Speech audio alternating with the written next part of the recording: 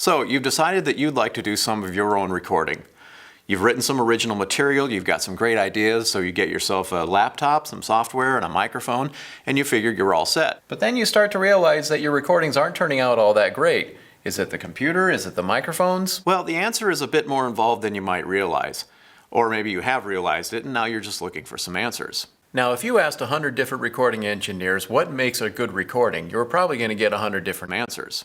But I'm willing to bet that all of them are going to have a few key points in common, all of which lead to my overarching point, which is recording engineers are not magicians. To make a good recording, you need all of the pieces of the puzzle. And from my experience, I've narrowed it down to 9. So here they are, the 9 puzzle pieces of professional recording. Number 1. It starts with a good musician. You need someone who can play the instrument well. And I'm sorry, but relying heavily on auto-tune and other digital tools to cover up musical ineptitude is cheating. Number 2. A good sounding instrument. If you're playing a guitar with dead strings, or a piano with a cracked soundboard, or a set of drums that have never been tuned, you really are wasting your time. However, I will say that I would take a proficient musician playing a mediocre instrument any day over a mediocre musician playing an expensive instrument. A $500 cello in the hands of Yo-Yo Ma is still going to sound pretty darn good. But Yo-Yo Ma's $3 million Stradivarius cello in my hands is going to sound like a dying cat. Number 3. A well-chosen microphone. Notice that I did not say good microphone, because the term good in terms of microphone technology is wildly subjective. It's not about dollar signs. It's about finding the right sounding mic for the intended application. Case in point, this is a Shure SM57. It costs about $100. And yet some of the best recording engineers in the world use this as their go-to microphone for a snare drum. Go figure. Number 4. Proper mic placement. The microphone needs to be placed in a position that's going to allow you to hear the sound the way you want to hear it in the context of the final mix. Unfortunately, that's a lot easier said than done. Just do an internet search on miking a piano and see how many results you get. Number 5. An appropriate acoustic space. This is probably the most overlooked piece of the puzzle, and yet it probably has the greatest impact on the overall quality of your recording. If you take a $3,000 microphone and record someone in a bathroom, it is going to sound like a bathroom.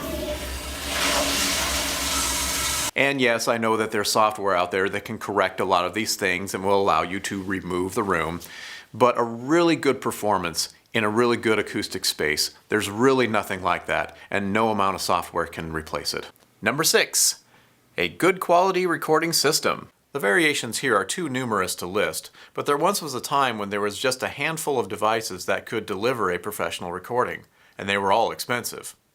Nowadays, good recording systems come in all shapes, sizes, and price ranges. Everything from a full-blown Pro Tools system to a vintage 24-track system to a little handheld field recorder. Number 7.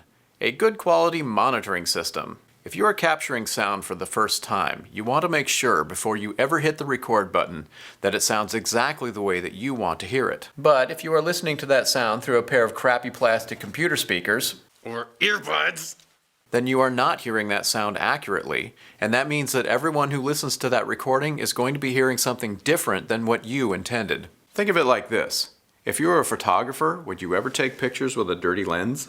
Number 8. An appropriate acoustic space. Wait, wasn't that number 5? Yes, but that was for your performing musician. This space is for you, the recording engineer, your control room. Again, this is something that is often overlooked by beginning engineers.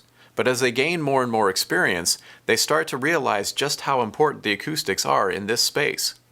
This is your laboratory, and the acoustics in here are just as critical as the monitoring system. If you don't have a good space to use as a control room, I would recommend splurging on a very good set of headphones. And by the way, very good means more than $100. And number 9, a skilled recording engineer. Now, obviously, if you're just starting out, you're not there yet. But it's important to know this final and most critical piece of the puzzle. A skilled engineer will have the ability to craft a beautiful recording, but will also be able to adapt when any of the pieces of our recording puzzle are missing or when the conditions are not ideal. When a recording is being planned, you are the one making the decisions. And if you pay close attention to the other 8 pieces of this puzzle, you will be well on your way to making great recordings. Now, at this point, you might be saying, well, wait, this video raises a whole bunch of other questions. Well, subscribe to this channel and check back for more videos. Also, I'll be happy to answer any questions that you have, so leave them in the comments section below. Thanks for watching.